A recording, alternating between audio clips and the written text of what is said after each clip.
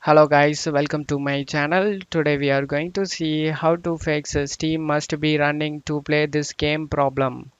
Let's fix it guys. The first solution is to close Steam completely. To do this, go to search menu and type task manager. Click on open it. You just need to search for Steam. Right click on the Steam and select go to details, and now you just need to right click on the Steam and select end processes tree.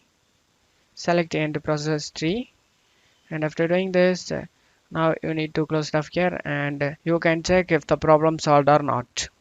If the problem not solved, let's move on to the second solution guys.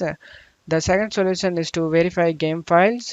To do this, you just need to open up Steam, go to library, right click on the game you are having problem with, and select properties. Select installed files and select verify integrity of game files.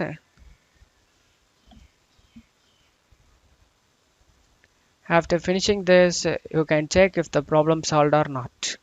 If the problem not solved, let's move on to the third solution guys. The third solution, if you are using any workshop modes for your game, and if you are using any third party antivirus software, then you need to uninstall it guys. These can block Steam from running. The fourth solution is to uninstall the Steam and reinstall it again.